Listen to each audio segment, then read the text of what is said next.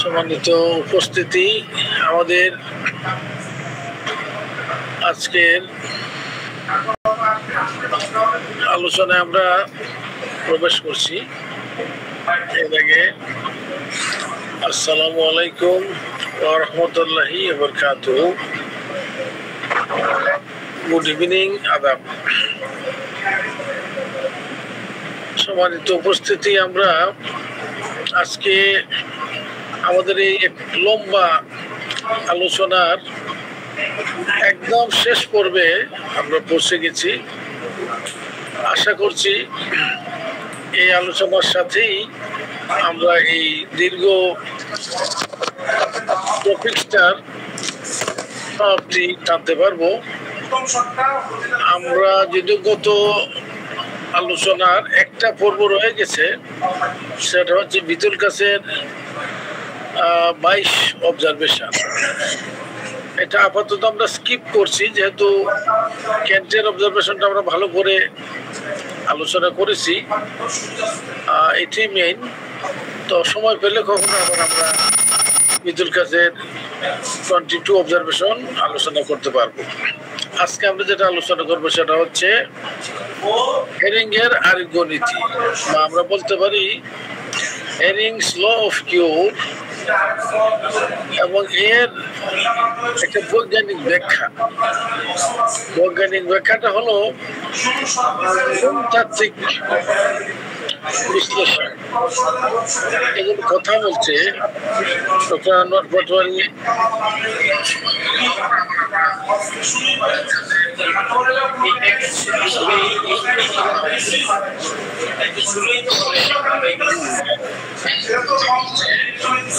কথা বলছে, আমার মনে হচ্ছে ডিস্টার্ব হচ্ছে। আপনি একটু মিউট করুন প্লিজ, ডক্টর আনোয়ার পাটোয়ারি। আপনি প্লিজ একটু ওনাকে মিউট করে দেন, এতে তো ক্লাসের সমস্যা করে ফেলছে।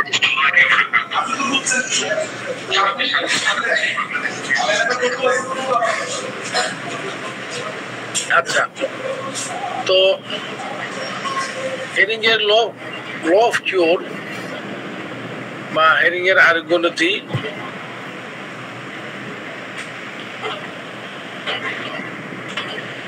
এই হলো ডক্টর কনস্ট্যান্টিন হেরিং, এবং তার আরোগ্য নীতিটা তিনি 1865 সালে ঘোষণা করেছিলেন তৎকালীন একটা হোমিওপ্যাথিক জার্নালে প্রকাশের মাধ্যমে। অর্থাৎ হানিম্যান মারা যাওয়ার 22 বছর পর সেটা তিনি প্রক্লেম করেছিলেন। এবং বলা হয় যে হোমিওপ্যাথির যেসব সূত্র আছে, নীতিমালা আছে হানিম্যান প্রণীত, এর সাথে এক্সাক্ট প্রায় সমমানেই হেরিংয়ের আরোগ্য নীতিটাকে চর্চা করা হয় এবং মানা হয়, অনুসরণ করা হয়। আমরা আরোগ্য নীতিটা কি আগে একটু দেখি। সেটা তিনি বলতে চাচ্ছেন যে হোমিওপ্যাথিক আরোগ্য যে সম্পাদিত, এই যে আমরা হোমিওপ্যাথিক ওষুধ প্রয়োগ করি একটা রোগীর লক্ষণ সমষ্টি নিয়ে, এই আরোগ্যটা সম্পাদিত হয় একটা পার্টিকুলার নীতিমালা মেনে। একটা হলো যে ফ্রম অ্যাবাভ ডাউনওয়ার্ডস, একজন রোগীর যতগুলা অসুখ বিসুখই হবে, যতগুলা লক্ষণ তার মধ্যে দেখা দিবে, এর আরোগ্য হবে উপরেরটা আগে, নিচের গুলা পরে। মাথার লক্ষণ আগে যাবে, পায়ের লক্ষণটা পরে যাবে। এবং ফ্রম ইনসাইড আউটওয়ার্ডস, যে ভিতরের একদম কম্পারেটিভলি যে লক্ষণটা যত ভিতরের দিকে আছে সেটা আগে যাবে, আর এর বাইরের লক্ষণগুলো পরে যাবে। ফ্রম ইনসাইড আউটওয়ার্ডস এবং ফ্রম সেন্টার টু পেরিফেরি, প্রায় একই ধরনের কথা, যে কেন্দ্র থেকে পরিধির দিকে যাবে লক্ষণগুলা, বা আরোগ্যের গতিটা, বা আমরা যে রোগটা যে বিতাড়িত হবে, রোগটা বিতাড়িত হবে এই নীতিমালা অনুযায়ী। এবং from more important organs to less important organ or system. যে আগে যেটা বেশি ইম্পর্টেন্ট অর্গান, মনে করেন হার্টের কষ্টটা আগে যাবে, জয়েন্টের কষ্টটা পরে যাবে, কারণ জয়েন্ট হলো লেস ইম্পর্টেন্ট অর্গান। এবং হলো in the reverse order of appearance of symptoms, যে লক্ষণগুলা যে ক্রম ধরে যে ক্রমবিন্যাসে এসেছিল, এই ক্রমবিন্যাসে সব শেষের লক্ষণটা আগে যাবে এবং সর্ব প্রথম যে মানে সবচেয়ে আগের লক্ষণটা যাবে সবচেয়ে পরে।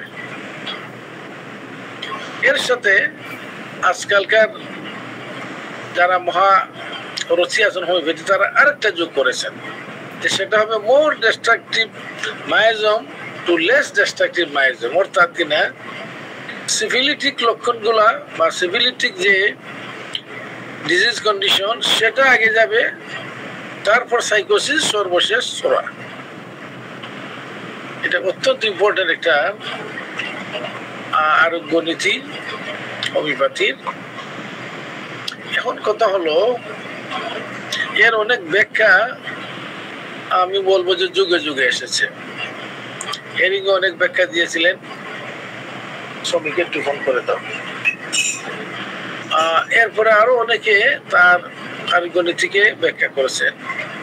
সর্বশেষ যে ব্যাখ্যাটা আমার কাছে খুব মনোভূত হয়েছে এবং এটা খুবই সাইন্টিফিক, সেটা হলো এর ভ্রূণতাত্ত্বিক ব্যাখ্যা, এমব্রায়োলজিক্যাল এক্সপ্লেনেশন। যে এই যে আমরা এখানে বললাম যে রোগটা যাবে কোত্থেকে, from more important organs to less important organs. তাইলে মোর ইম্পর্টেন্ট অর্গান কোনটা?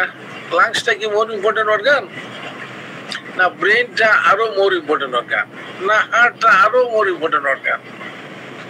তাহলে কোনটা মোর কোনটা লেস, এই ব্যাখ্যা কোত্থেকে আপনি পাবেন? তারপর আমরা বলছি যে ফ্রম সেন্টার টু পেরিফেরি। তাইলে যে মাংস বেশি আর হাড় কোনটা বেশি সেন্টার, কোনটা বেশি পেরিফেরিতে? তারপর ধরেন আপনি হার্টটা কি সেন্টারে আছে, না তার তুলনায় লাংসটা পেরিফেরিতে আছে? কিভাবে আপনি নির্ধারণ করবেন? এটা কিন্তু খুব কঠিন। এই জিনিসটা আমার নিজের কাছেও খুব অস্পষ্ট ছিল, আমি খুব কনফিউজ বোধ করতাম যে আমি কিভাবে নির্ধারণ করব যে কোনটা মোর ইম্পর্টেন্ট অর্গান আর কোনটা তার তুলনায় লেস ইম্পর্টেন্ট অর্গান, কোনটা বেশি সেন্টারে কোনটা বেশি পেরিফেরিতে। এখন ধরেন হার্ট তো সেন্টারে বুঝলাম, স্কিনের তুলনায় হার্ট সেন্টারে, কিন্তু হার্টের তুলনায় কিডনিটা এর কি মানে আপনার কম্পারিজন হবে? কিডনি আগে না হার্ট আগে? আমি বহু বছর পর এই জিনিসটা পরিষ্কার হয়েছে যেভাবে, সেটি আমি আজকে বলতে যাচ্ছি। আমরা অ্যানাটমি শিখেছি, আমরা অ্যানাটমি পড়াশোনা করেছি। অ্যানাটমির মধ্যে আমরা এমব্রায়োলজি বা ভ্রূণ তত্ত্ব একটা আলাদা সাবজেক্টই আছে, এটা পড়েছি। এখন হয়তো এখানে যারা দর্শক আছেন বা শ্রোতা আছেন অনেকে এতটা পড়েননি, কারণ ডিএসএমএস পড়াতে এমব্রায়োলজি এতটা বেশি জোর দিয়ে পড়ানো হয় না, বা কোথাও হয়তো আদৌ পড়ানো হয় না। কিন্তু যারা আর একটু ভালো লেভেলে পড়াশোনা করেন তারা কিন্তু এমব্রায়োলজি, হিস্টোলজি খুব একই মানে সমান গুরুত্ব দিয়ে পড়ানো হয়। এই জন্য এমব্রায়োলজিটা আমি ব্যক্তিগতভাবে অ্যানাটমি আমি যখন পড়ি 1974-75 সালে, আমার খুব প্রিয় একটা সাবজেক্ট ছিল এমব্রায়োলজি, এবং আমি খুব মানে ভালো করে ওটা পড়েছিলাম। এমনকি আমার অনেক ক্লাসমেটকেও আমি এটা পড়াতাম, শিখাতাম। এই এত বছর পরে এসে দেখলাম যে আমার ওই এমব্রায়োলজির জ্ঞানটা কাজ দিয়েছে। আমরা এমব্রায়োলজির ভিত্তিতে আমরা দেখতে পারি যে একটা মানব শিশু যখন জন্ম নেয় তার কোন অর্গান, কোন লেয়ারটা আগে তৈরি হয়। কোন লেয়ার বা কোন অর্গানটা পরে তৈরি, আমরা এমব্রিওলজি থেকে সেটা পেয়ে যাই। আচ্ছা, তাইলে আমরা আগে আমি লেয়ার গুলার নাম বলি, পরে ব্যাখ্যা করব। আমরা দেখতে পাই যে একদম স্কিন থেকে একদম ভিতরে কোষের ভিতর পর্যন্ত যদি আমরা ব্যাখ্যা বিশ্লেষণ করি, তাহলে এখানে 7টা জার্মিনের লেয়ার আমরা পাই। একটা মানব ভ্রূণের মধ্যে 7টা লেয়ার থাকে, ভিতর থেকে বাইরে বা বাইরে থেকে ভিতর থেকে। আমরা যদি বাইরের থেকে ভিতরের দিকে চিন্তা করি, সবচেয়ে বাইরে যে লেয়ারটা থাকবে এটাকে বলে জার্মিনের লেয়ার, মানে ভ্রূণতাত্ত্বিক স্তর, দেহের স্তর, 7টা স্তর। সবচেয়ে বাইরে আছে একটোডার্ম, এটাকে বলে একটোডার্ম। যেমন আমাদের যে স্কিনটা আমাদের সারা শরীরকে কভার করে রাখছে, এটা হলো সবচেয়ে বাইরের লেয়ার, এর নাম হলো একটোডার্ম। তাহলে এটা একটা লেয়ার, একটোডার্ম। এরপর আরেকটা লেয়ার আছে, এটা বলে এন্ডোডার্ম। অনেক সময় এন্ডোডার্মও বলে। এটা হচ্ছে সেকেন্ড লেয়ার। এটা কোথায় থাকে? এই লেয়ারটা থাকে আমাদের যত ইন্টারনাল অর্গানস আছে, যত ভিসারা বলি আমরা, হলো ফাঁপা অর্গান গুলো আছে। যেমন মনে করেন আমাদের ইন্টেস্টাইন, আমাদের পরিপাকতন্ত্র আছে, আমাদের শ্বাসতন্ত্র আছে, আমাদের মূত্রতন্ত্র আছে। এই যত সব তন্ত্র আছে, এর ইন্টারনাল যে লাইনিং, আমরা গলনালী থেকে একদম পায়ুপথ পর্যন্ত, এই যে একটা বিশাল নালী, এই নালীটাকে কভার করে রাখছে একটা ইন্টারনাল লাইনিং দ্বারা, একটা মিউকাস মেমব্রেন দ্বারা। ওই ইন্টারনাল লাইনিং বা মিউকাস মেমব্রেনটাই হচ্ছে এন্ডোডার্ম, এটা হচ্ছে সেকেন্ড লেয়ার। এটা একটোডার্মের পরেই তৈরি হয়।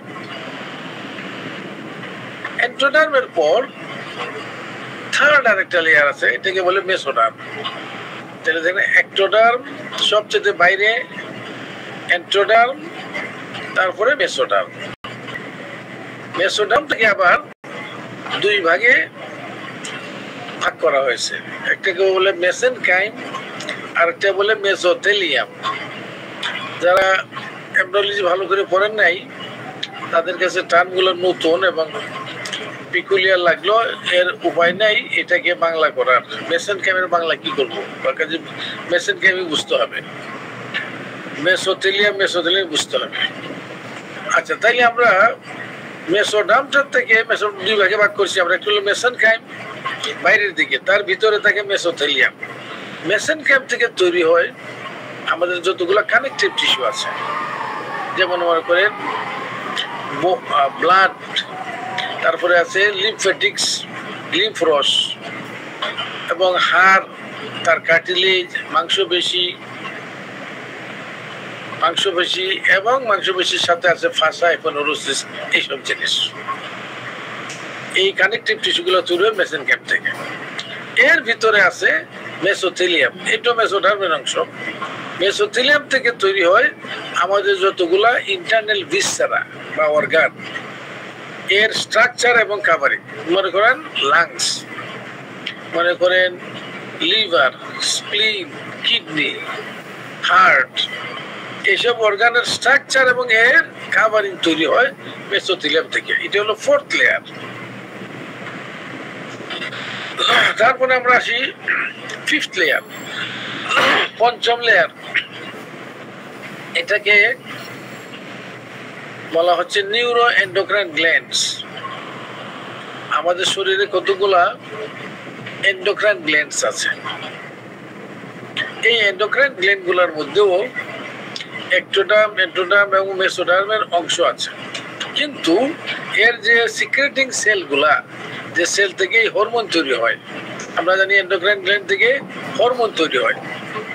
এই হরমোন সিক্রেটিং সেলগুলো আছে একদম ব্রেনের একটা অংশ থেকে, নিউরাল ক্রেস্ট বা নিউরোএক্টোডার্ম, এটা ব্রেন থেকে আসে।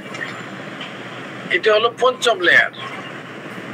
ষষ্ঠ লেয়ার হলো নিউরোএক্টোডার্ম, যার থেকে আমাদের ব্রেন, স্পাইনাল কর্ড এবং নার্ভ গুলা তৈরি হয়। এগুলো ষষ্ঠ লেয়ার। তারপরে আমরা আসি সপ্তম লেয়ার, একেবারে ভিতরের, একদম ভিতরগত লেয়ার। এটা হচ্ছে একটা কোষের ভিতরকার জেনেটিক কোড, আমরা বলি প্রাণতন্তু, ক্রোমোজোমস, যে পুরা সেলটাকে এবং সেলের মাধ্যমে সারা দেহকে যে দেহতন্তু নিয়ন্ত্রণ করে সেই ক্রোমোজোম, এটাকে বলছে জেনেটিক কোড অফ সেলস। এটা হচ্ছে একদম ভিতরগত। এর মধ্যে আবার এই ক্রোমোজোমের মধ্যে দুই ধরনের কোড থাকে, একটা হলো বেসিক কোড, একটা হলো ইনহেরিটেড কোড। বেসিক কোডটা হলো যে আমাদের শরীরে রেসপিরেশনটা কিভাবে হবে, শ্বাসতন্ত্র কিভাবে চলবে, ডাইজেশন কিভাবে চলবে, আমাদের ডিফেন্স মেকানিজম কিভাবে চলবে, এটা সবার জন্য এক। এটা হলো বেসিক কোড। আরেকটা এই প্রাণতন্ত্রের মধ্যে আরেকটা অংশ আছে যেটা নিয়ন্ত্রণ করে, এটাকে বলা হয় ইনহেরিটেড কোড। এটা বাবা মা থেকে প্রাপ্ত হয় এবং এক একটা প্রাণীর জন্য এক এক ধরনের হয়। এটা নির্ধারণ করে যে এই প্রাণীটা 4 পায়ে হাঁটবে না 2 পায়ে হাঁটবে, এই প্রাণীটার দেহের রং কেমন হবে, তার কত বছর বাঁচবে, কি কি রোগে ভুগবে। মানুষের ক্ষেত্রে হবে যে এই মানুষটা লম্বা হবে না বেটে হবে, তার কোন বয়সে তার চুল পেকে যাবে, তার মধ্যে ডায়াবেটিস হবে কিনা, তার মধ্যে কোনো ধরনের কনজেনিটাল ডিজিজ হবে কিনা, এইগুলা এই কোডটা নিয়ন্ত্রণ করে। এটা হলো একদম মানুষের পুরা মানুষের দেহযন্ত্রটাকে নিয়ন্ত্রণ করে যে সত্তাটা, এটাকে আমরা বলছি জেনেটিক কোড। প্রাণ সত্তাই আমরা বলতে পারি যদি বাংলাতে, প্রাণ সত্তা। এটা হলো একদম ভিতরগত, ইনার মোস্ট 7th লেয়ার। আমরা এই 7টা লেয়ারে আমরা একটা মানুষকে ক্লাসিফাই করতে পারি। আমরা এটা যদি আমরা বুঝি তাহলে আমরা বুঝবো যে হেরিং এর আরোগ্য নীতিতে আমাদের রোগটা প্রথম কথা কোন লেয়ারে অবস্থান করছে, এবং এটা যখন আরোগ্য হচ্ছে তখন কোন লেয়ার থেকে সে কোন লেয়ারে স্থানান্তর হচ্ছে, এবং ভিতর থেকে বাইরের দিকে, বাইরের থেকে আরো বাইরে, এবং সবচেয়ে শেষের দিকে আমাদের স্কিনে, চর্মের উপর স্থানান্তর হয়ে এখান থেকে সে সরে গিয়ে মানুষকে পুরোপুরি আরোগ্য করে দিচ্ছে। এই জিনিসটা বোঝার চেষ্টা করবো আমরা। এটা বুঝতে আমারও অনেক সময় লেগেছে, আপনারা একবারই বুঝে যাবেন সবাই আমি মনে করি না, তবে অন্তত আইডিয়াটুকু পাবেন এবং পরে আরো পড়াশোনা করলে আর জিনিস আরো পরিষ্কার হবে। কিন্তু এটা যদি আমরা ভালো করে না বুঝি তাহলে অন্তত যারা আমরা ক্রনিক ডিজিজ চিকিৎসা করি, জটিল জটিল রোগ চিকিৎসা করি, এইগুলাকে আপনি পুরো আরোগ্য করতে পারবেন না, উপশম দিতে পারবেন, আরোগ্য করতে পারবেন না। আরোগ্য করতে গেলে এই আরোগ্যের গতিটা হেরিং এর আরোগ্য নীতি ফলো করছে কিনা সেটা বুঝতেই হবে।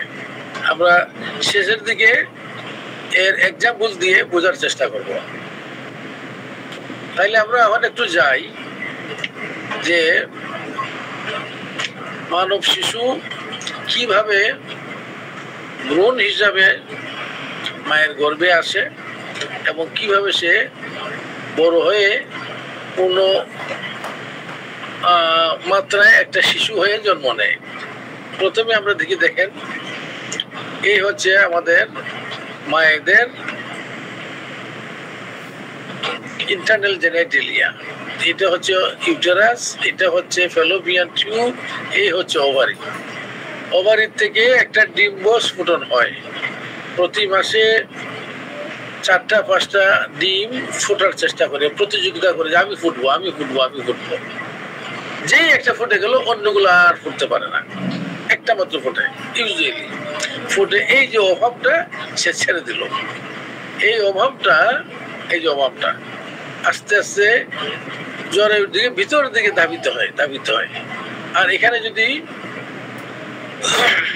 এই মহিলার সাথে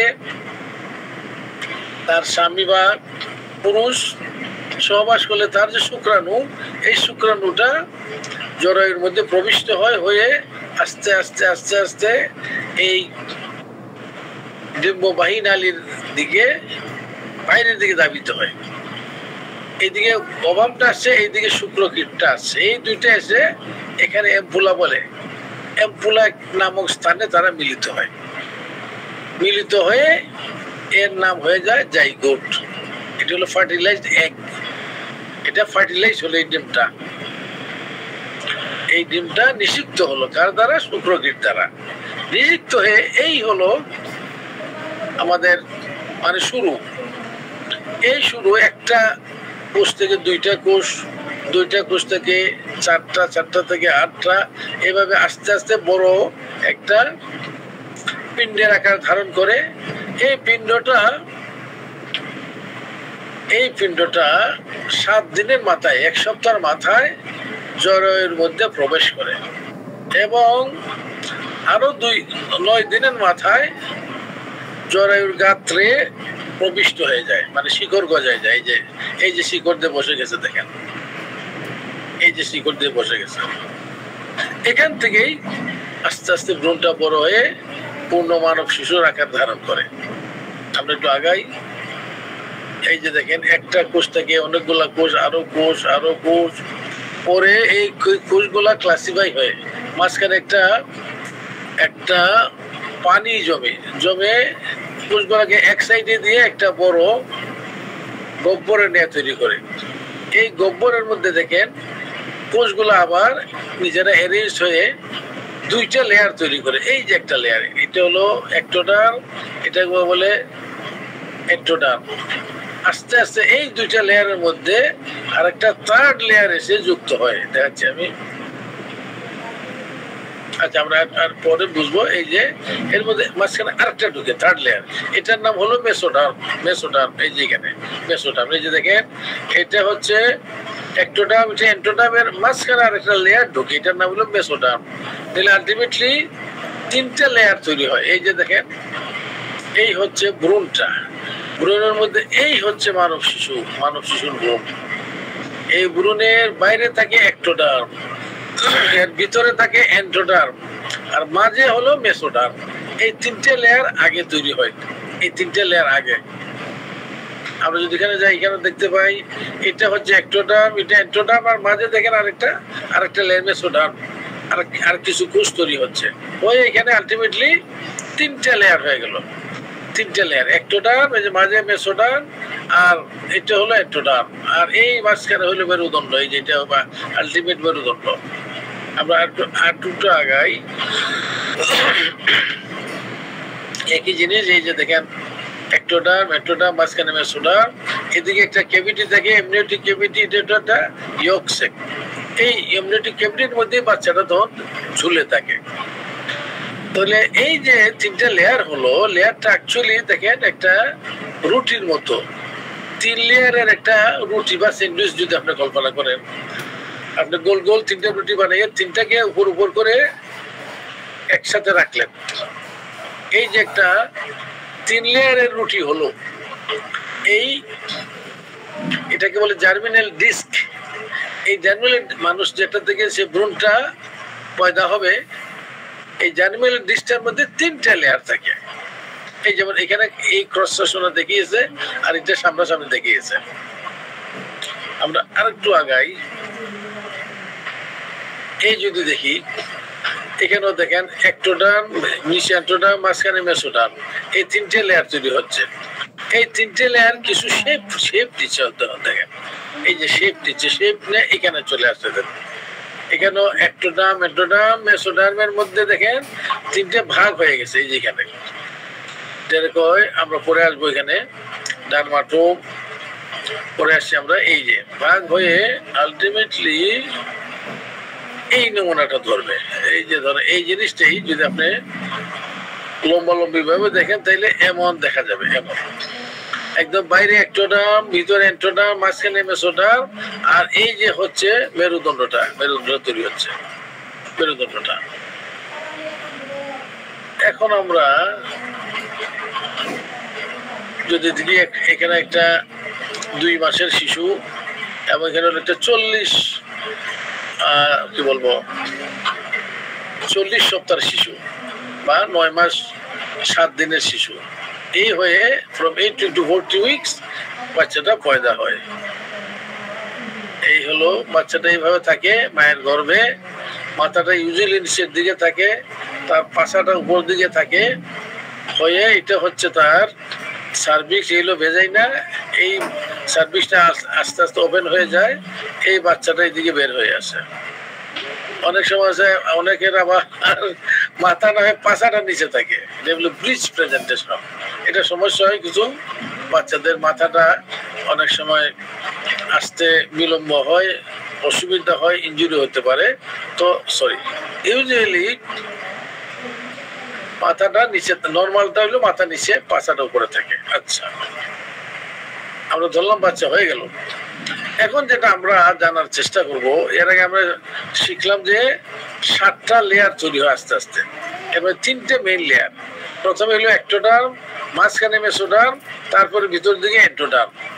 মেসোডার্মটা আবার আমরা বলছি যে 2 ভাগে ভাগ হয়ে যায়, একটা হলো মেসেনকাইম, একটা হলো মেসোথেলিয়াম। এই হলো 4টা। এর মধ্যে এন্ডোক্রাইন গ্ল্যান্ড তৈরি হয়, স্পেশাল কিছু সেল দিয়ে, নিউরোএন্ডোক্রাইন গ্ল্যান্ডস। এটা হলো 5ম লেয়ার। তারপরে হলো নিউরোএক্টোডার্ম, যেখান থেকে ব্রেন, স্পাইনাল কর্ড তৈরি হচ্ছে, নার্ভ তৈরি হচ্ছে। এটা হলো 6th লেয়ার। আর একদম কোষের ভিতরে যে প্রাণসূত্র আছে, ক্রোমোজোম, এখানে থেকে আমাদের জীবনের কোড।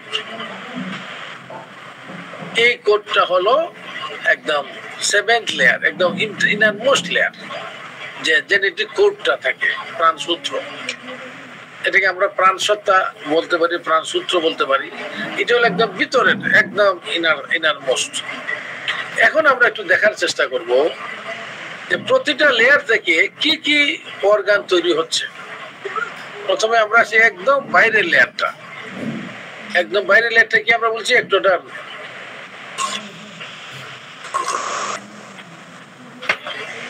একদম বাইরের লেয়ারটা হলো একটোডার্ম, বাইরে মানে আমাদের যে চামড়াটা দেখা যাচ্ছে আমাদের গায়ে। এখন এই একটোডার্ম থেকে আমরা একটু ডিটেইলে জানবো যে কি কি তৈরি হয়। প্রথমে আমরা দেখি যে স্কিন তৈরি হয়, চর্ম তৈরি হয়, চামড়া, স্কিন। আবার স্কিনের মধ্যে একটু বুঝতে হবে আমাদের, স্কিনের মধ্যে 2টা লেয়ার থাকে। একদম যে বাহ্যিক আউটার মোস্ট, সেটাকে বলে ইপিডার্মিস, আর ভেতরে থাকে আরেকটা লেয়ার, এটাকে বলে ডার্মিস। তো একটোডার্ম থেকে অ্যাকচুয়ালি ইপিডার্মিসটা তৈরি হয়, ডার্মিসটা তৈরি হয় অন্য লেয়ার থেকে, আমরা পরে বলবো সেটা। তাহলে স্কিন থেকে এপিডার্মিস তৈরি হয়। তারপরে কি দেখি আমরা, এপিথেলিয়াম অফ কর্নিয়া কনজাংটিভিস, এই যে চোখের যে আমাদের কনজাংটিভা আছে এবং আইরিস আছে, এটাও তৈরি হয় একটোডার্ম থেকে। আর কি, চোখের মধ্যে লেন্স আছে, এই লেন্সটা তৈরি একটোডার্ম থেকে। আর কি আমরা দেখি, হেয়ার, আমাদের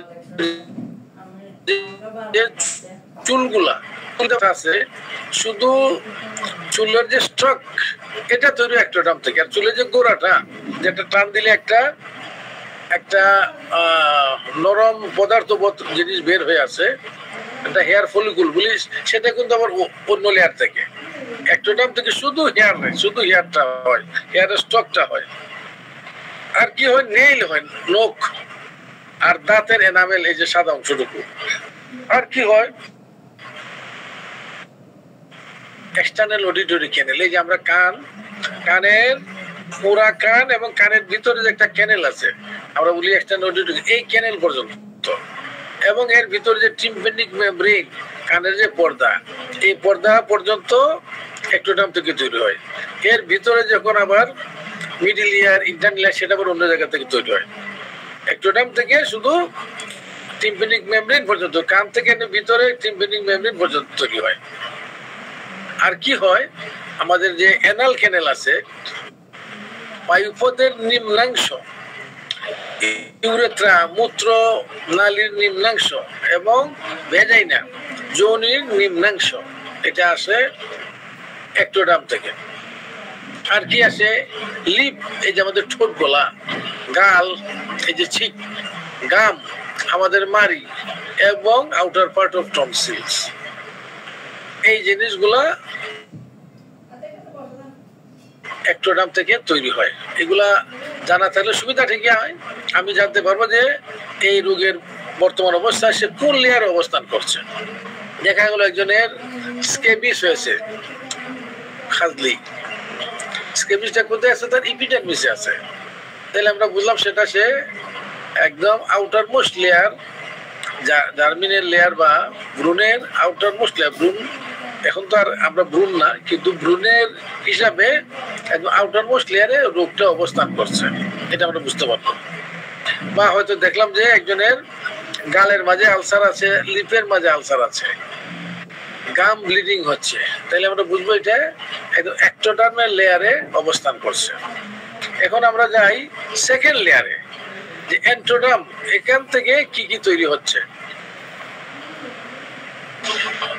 সেকেন্ড লেয়ার ওর এন্টোডার্মাল ডেরিভেটিভ, এখান থেকে তৈরি হচ্ছে, আমরা আগে বলেছি যে আমাদের যতগুলা তন্ত্র আছে, শ্বাসতন্ত্র, মূত্রতন্ত্র, তারপরে ধরেন পরিপাকতন্ত্র, যৌনতন্ত্র, এই সবগুলার ইন্টারনাল লাইনিং একদারে মুখ থেকে গলনালী হয়ে একদম পায়ুপথ পর্যন্ত, যে আমাদের বিশাল লম্বা জিআই ট্র্যাক্ট বা পরিপাক নালী, এই নালীর ইন্টারনাল লাইনিং এপিথেলিয়াম, এটা হলো সেকেন্ড লেয়ার।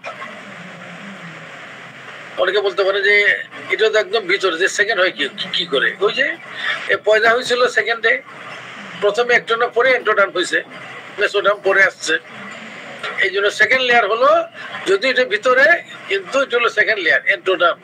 সবগুলো আমাদের তন্ত্রের ইন্টারনাল লাইনিং, শ্বাসনালীর ইন্টারনাল লাইনিং, মূত্রনালীর ইন্টারনাল লাইনিং, ধরেন পরিপাকতন্ত্রের ইন্টারনাল লাইনিং, ঠিক আছে, ব্লাডার, আমাদের মূত্রাশয় ইন্টারনাল লাইনিং, আমাদের যে ধরেন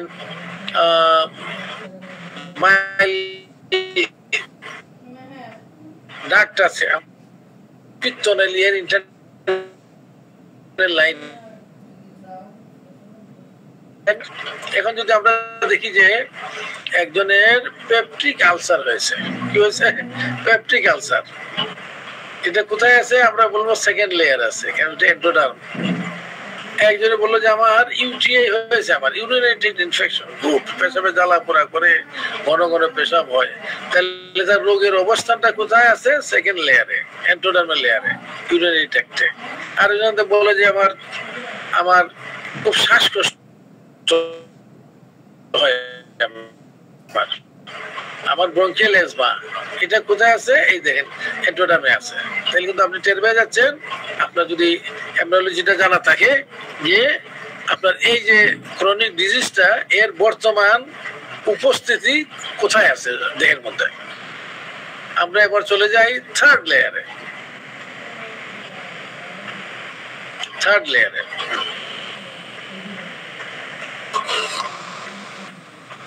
আমরা থার্ড লেয়ার বলছিলাম মেসেনকাইম। থার্ড আর ফোর্থ দুইটাই তৈরি হয়েছে মেসোডার্ম থেকে। মেসোডার্মটা দুই ভাগে ভাগ হয়ে আউটার মোস্ট আছে মেসেনকাইম, এবং ভিতরে আছে এই যে আমরা আসতেছি মেসোথেলিয়াম। তাহলে মেসেনকাইম থেকে কি কি তৈরি হচ্ছে? মেসেনকাইম থেকে আবার মেসেনকাইমটা আবার তিন ভাগে ভাগ হয়ে যাচ্ছে। একটাকে বলে ডার্মাটোম। ডার্মাটোম থেকে তৈরি হচ্ছে, আমরা আগে বলছিলাম যে স্কিনের ইপিডার্মিস তৈরি হয় এক্টোডার্ম থেকে। একটা ডার্মিস বলছিলাম, আর একটা লেয়ার স্কিনের একটু নিচে, প্রথমে এপিডার্মিস, তারপর ডার্মিস। এই ডার্মিসটা তৈরি হয় এই যে থার্ড লেয়ার থেকে, ডার্মাটোম থেকে। তারপর আছে মায়োটোম, মানে ইট গিভ রাইজ টু মাসলস। আমাদের শরীরে যত মাংস বেশি আছে সব আসে মায়োটোম থেকে। মায়োটোম থেকে যে মেসেনকাইম থেকে, মানে থার্ড লেয়ার থেকে। এর আরেকটা অংশ হলো স্ক্লেরোটোম, এর থেকে আসে বোন এবং কার্টিলেজ। তাহলে আমরা দেখতে পাচ্ছি ডার্মিস, সমস্ত মাংসপেশি এবং বোন এবং কার্টিলেজ সব আসে মেসেনকাইম থেকে, মানে থার্ড লেয়ার থেকে। এর সাথে আরো যে এর যা অপভ্রংশ আছে, যেমন ফাঁসা আছে, বিভিন্ন টেন্ডন আছে, মাংসপেশির টেন্ডন, তারপরে ধরেন রক্ত, ব্লাড, তারপর লিম্ফ, এগুলো হলো কানেকটিভ টিস্যু, এইগুলো আসে আপনার থার্ড লেয়ার থেকে। এখন যদি আমরা দেখি কেউ অ্যানিমিয়া হয়েছে, লিউকেমিয়া হয়েছে, ব্লাড ক্যান্সার হয়েছে, তার তাহলে কোন লেয়ার আছে? থার্ড লেয়ার আছে রোগটা, কারণ ব্লাড হলো থার্ড লেয়ারের অংশ। এভাবে আমরা বুঝবো। এবার আমরা যাই ফোর্থ লেয়ারে। ফোর্থ লেয়ারে কি কি জিনিস আছে আমরা আগে বলছিলাম। ফোর্থ লেয়ারে আছে আমাদের শরীরে যতগুলা ইন্টারনাল অর্গানস বা আমরা অ্যানাটমির ভাষা বলি ভিসেরা।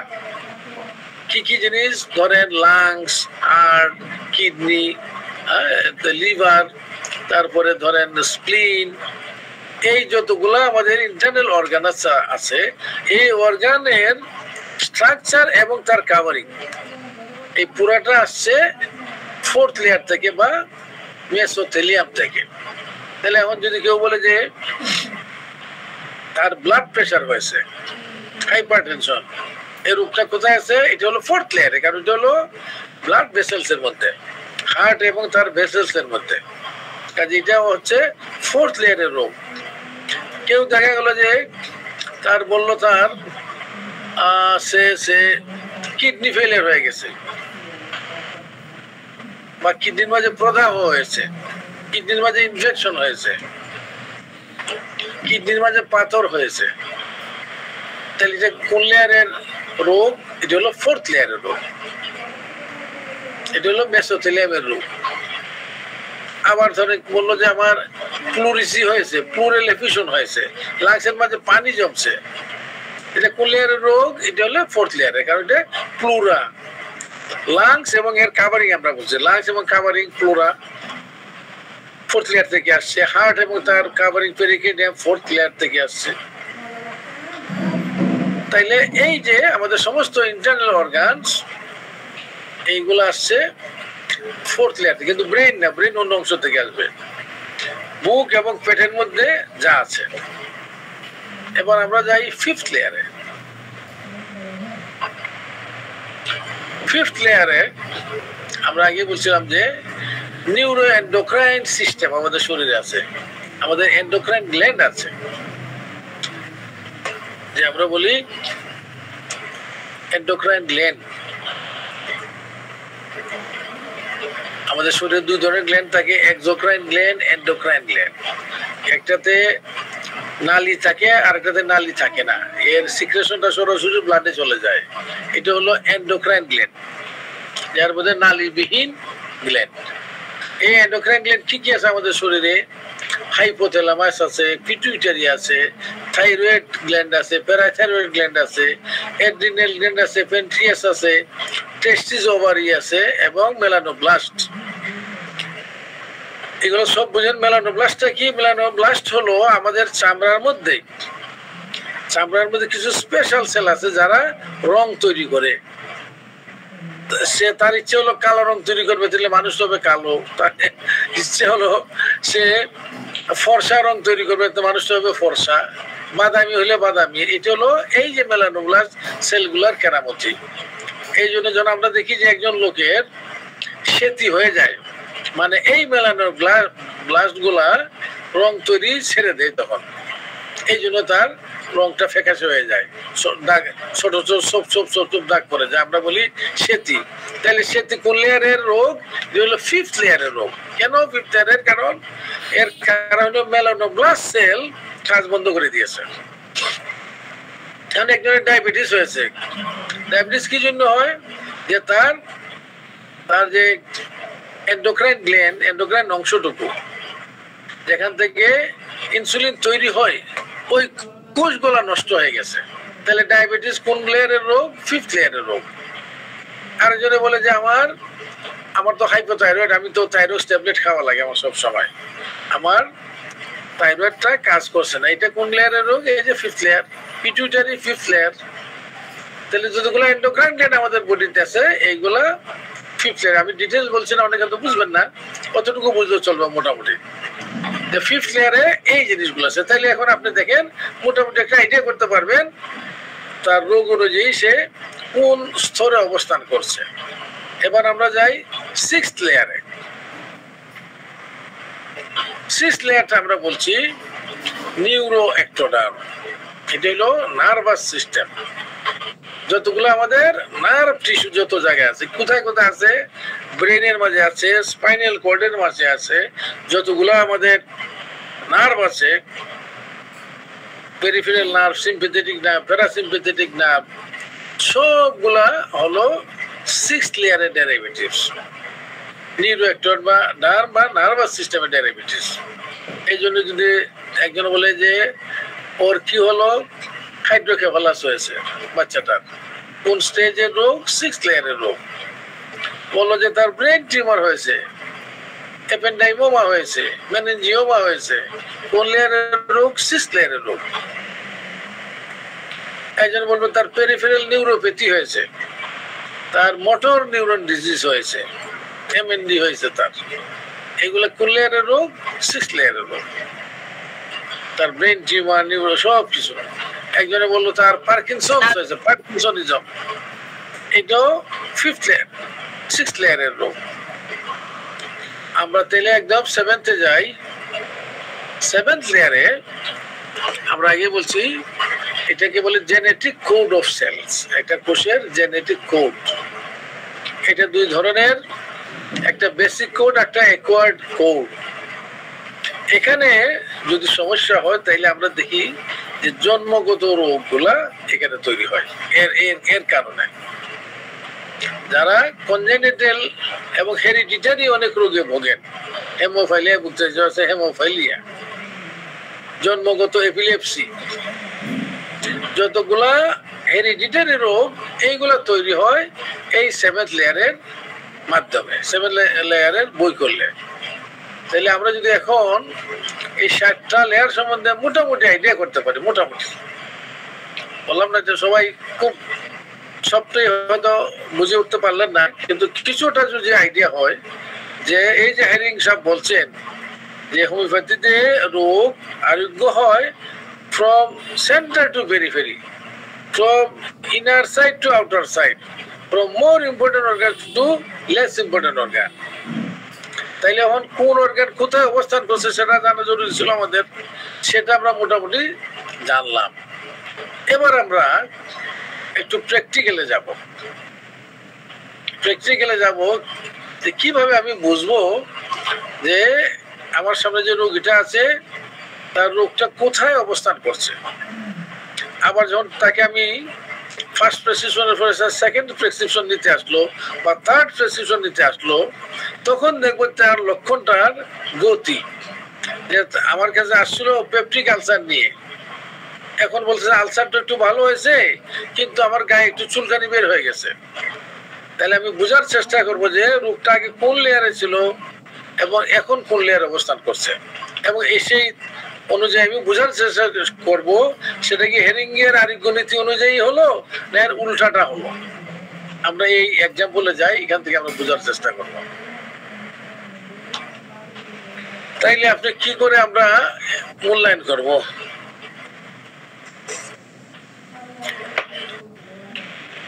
আমরা বলছি যে evaluating movement of symptoms after the remedy is the key to determine success or failure of homeopathic treatment. যে এই যে কোন লেয়ার থেকে কোন লেয়ারে যাচ্ছে রোগটা, এটা যদি আপনি বুঝতে পারেন তাইলে হেরিং এর আরোগ্য নীতি অনুযায়ী আরোগ্যটা হচ্ছে কিনা সেটা আপনি ধরতে পারবেন। আর যদি দেখেন যে না উল্টা হচ্ছে তাইলে আপনি এখানে ওষুধ চেঞ্জ করবেন। আচ্ছা, তাইলে এখানে আরো একটা জিনিস মনে রাখতে হবে, যখন ওই একটা আরোগ্য হেরিং এর আরোগ্য নীতিকে অনুসরণ করবে তখন এর সাথে রোগীর একটা সেন্স অফ ওয়েলবিং থাকবে। লক্ষণ তো এক লেয়ার থেকে আরেক লেয়ারে যাবে, রোগী বলবে যে আমি খুব ভালো বোধ করছি, যে সেন্স অফ ওয়েলবিং। যে ডাক্তার বাবু আগে আমি খুব অস্বস্তি বোধ করতাম, খুব পেরেশানি বোধ করতাম, খুব দুশ্চিন্তার মাঝে আমি ছিলাম, মনটা আমার ভালো থাকতো না, এখন আমি আমার একটা সেন্স অফ ওয়েলবিং আছে, আমি একটু স্বস্তি বোধ করছি। আগে আমার ঘুম ধরতো না, এখন আমার ঘুম হচ্ছে। আগে আমার ক্ষুধা ছিল না, এখন আমার ক্ষুধা হচ্ছে। এটা হচ্ছে এই যে মানুষের যে একটা ইন্টারনাল সত্তার একটা বহিঃপ্রকাশ, যে সে যে ভালোর দিকে যাচ্ছে। লক্ষণের গতি প্রকৃতি তো চলবে লেয়ার অনুযায়ী, এবং একই সাথে রোগীর এই সেন্স অফ ওয়েলবিং থাকতে হবে। আপনি ওষুধ দিলেন, তার চুলকানি ভালো হয়ে গেল, তার ডায়রিয়া ছিল, ডায়রিয়া বন্ধ হয়ে গেল, কিন্তু রোগী বললো যে আমি ভালো বোধ করছি না, আমার একটা অস্বস্তি বোধ করছে, আমার ঘুম পাচ্ছে না, আমার ক্ষুধা লাগছে না, ক্ষুধা বান্ধে ভুগছি। এটা যদি হয় তাইলে আপনাকে সন্দেহ করতে হবে যে ওই আরোগ্যটা আরোগ্য না উপশম। দেখবেন হয়তো সেটা উপশম হচ্ছে, আরোগ্য হচ্ছে না। তাইলে লেয়ারের থেকে লেয়ারের যে লক্ষণের মুভমেন্ট, এটাও খেয়াল করতে হবে। এট দ্য সেম টাইম আপনার রোগীর সেন্স অফ ওয়েলবিং, ভালো বোধ করা হচ্ছে কিনা সেটাও খেয়াল করতে হবে আমাদের। আমরা এখন একটা এক্সাম্পল দিলে বুঝবো আমার মনে হয়। এই এক্সাম্পল দিয়ে আমরা শেষ করবো, এবং আমার মনে হয় আমাদের আজকের বক্তব্য বিষয়টা অনেকটা পরিষ্কার হয়ে যাবে। আপনার কাছে একটা রোগী আসলো, তার পাকস্থলীর ব্যথা নিয়ে, তার অ্যাসিডিটি হচ্ছে।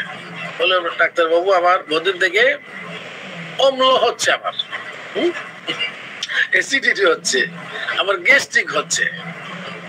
এই সব সময় রোগীরা সব ওষুধের নাম জানে, সব ডেইলি সার্জেল খাই, 40 রাতে আর 20 সকালে। দেখবেন আপনি জানেন না, ও রোগী কিন্তু জানে এগুলোর নাম এবং ডোজ। তাইলে আমার কাছে আসছেন কেন বলেন? এটা তো আমি সারা জীবন খাবো, না খেলে তো আমার অম্ল শুরু হয়ে যায়, এই জন্য আপনার কাছে আসছি।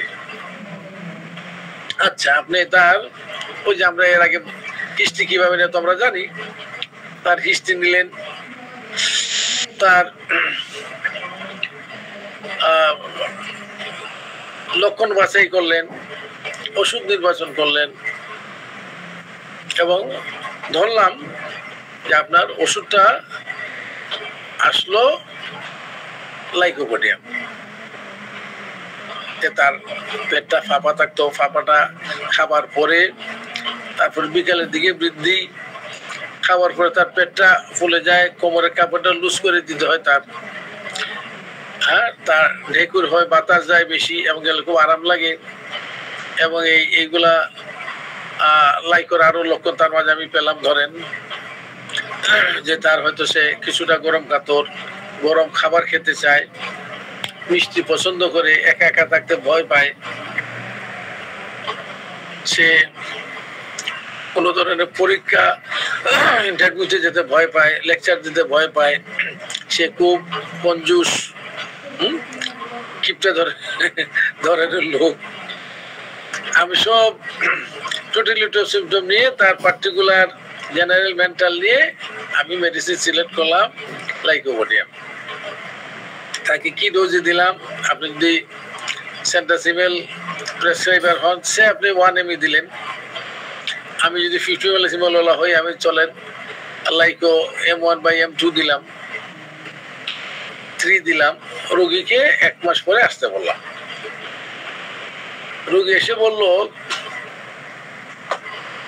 যে ডাক্তার সাহেব, আপনার ওষুধটা খেয়ে খুব ভালো লাগছে, আমার পেট ফাঁপা, অম্ল ভাব বা পেটের ব্যথাটা প্রায় নেই, অনেকটা আরাম পেয়েছে। ধন্যবাদ আপনাকে, আপনি খুব ভালো ডাক্তার। তবে এই গত 1 সপ্তাহ থেকে দেখছি যে আমার হাতগুলার মধ্যে একটা জি ভাব এসে গেছে, একটা নাম এসেছে অসার ভাব। এটা আগে ছিল না, একটা অসার ভাব এসে গেছে। তাইলে আপনাকে চিন্তা করতে হবে যে এই যে আমি সেকেন্ড প্রেসক্রিপশন বা থার্ড প্রেসক্রিপশন দিচ্ছি, তাকে ওষুধ দিয়েছিলাম তার অ্যাসিডিটির লক্ষণের কারণে। অ্যাসিডিটি কোথায় ছিল আমরা জানি? সেকেন্ড লেয়ারে। এই যেহেতু আমরা ওইটা শিখে আসছি, স্টমাকের অ্যাসিডিটি হলো সেকেন্ড লেয়ারের রোগ, এন্ডোডার্মাল রোগ। এখন সে কি বলছে যে তার অ্যাসিডিটি কমছে, কিন্তু তার হাতের মধ্যে বা পায়ের মধ্যে টিংলিং সেন্সেশন, নামনেস দেখা দিচ্ছে। এই টিংলিং নামনেসটা কিসের? এটা হলো নিউরোপ্যাথি। নিউরোপ্যাথি কোন লেয়ারের রোগ? এটা হলো 6th লেয়ারের রোগ, 6th layer, nerves, peripheral nerves. তাহলে রোগটা কি হলো? রোগটা ছিল সেকেন্ড লেয়ারে, মানে অনেকটা বাইরের দিকে। ফার্স্ট লেয়ার তো চামড়াস, আর সেকেন্ড লেয়ার হলো ওইটা। সে চলে গেছে আরো ভিতরে, সেকেন্ড থেকে সিক্সতে চলে গেছে। যাওয়ার কথা ভিতর থেকে বাইরে, সে বাইরের থেকে ভিতর দিকে গেছে। তাহলে তার ডিরেকশনটা কি হলো? এটা রং ডিরেকশন।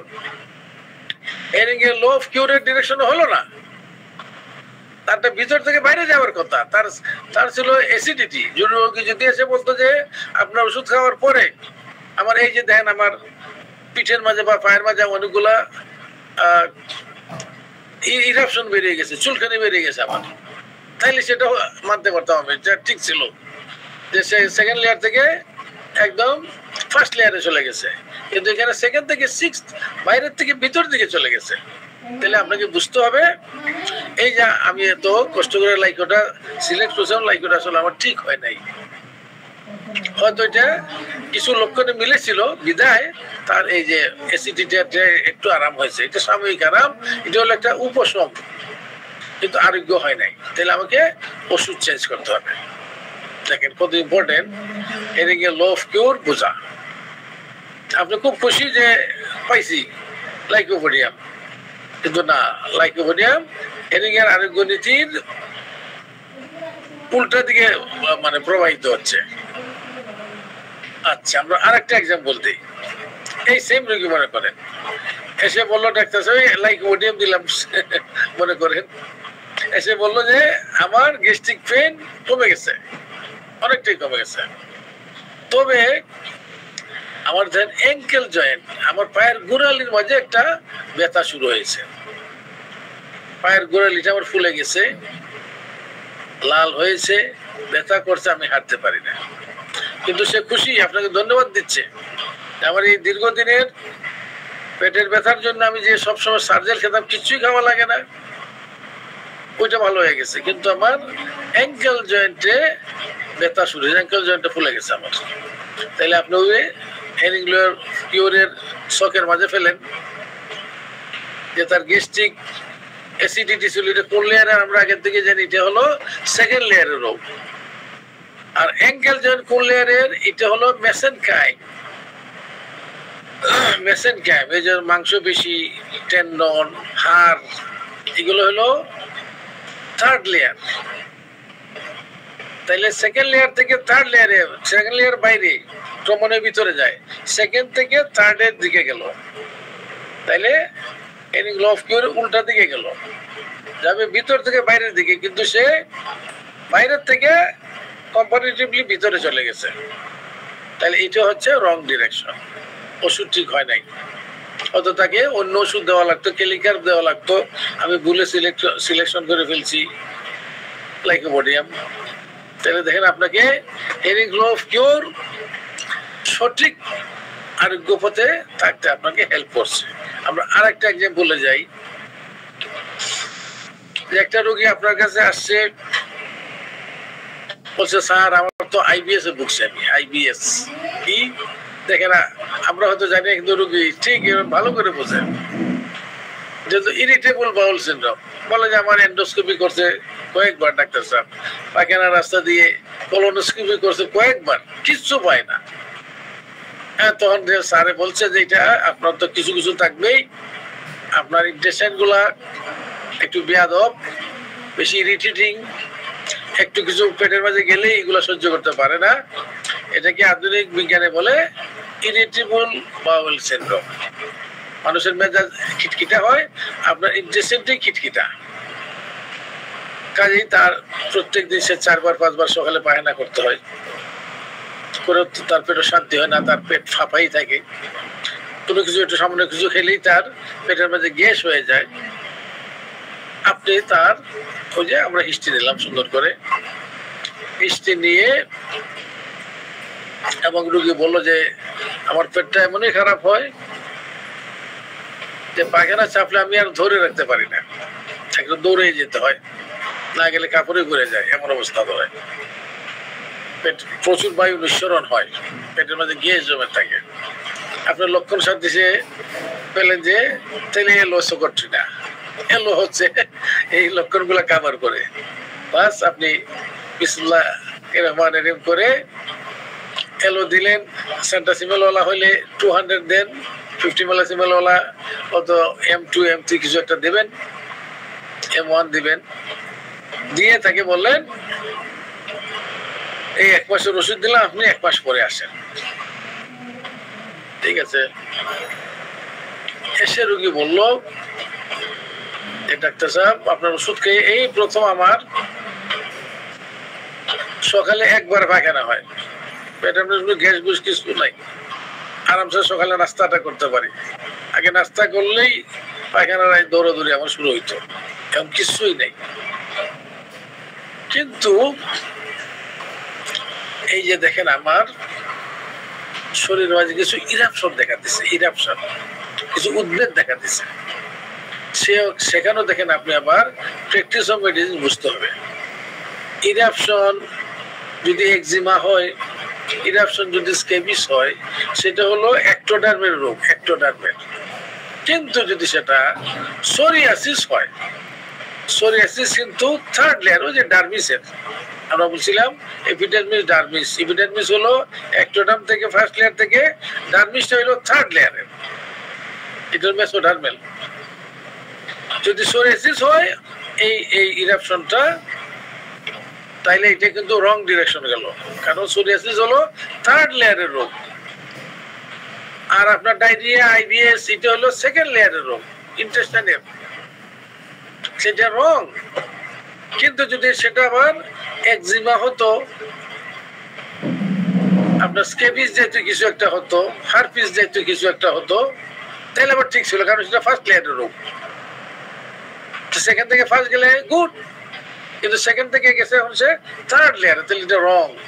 তাইলে আমি যে এত কষ্ট করেই তাকে এলো দিলাম, হয়তো এটা এলো তাকে লক্ষণ, কিছু লক্ষণ তার উপশম দিয়েছে, হয়তো এটা ছিল আর্জেন্টাম নেট্রিকাম, আমার ভুল সিলেকশন হয়েছে, কাজে আমাকে আবার নতুন করে আমার হিস্ট্রিটা যাচাই করতে হবে।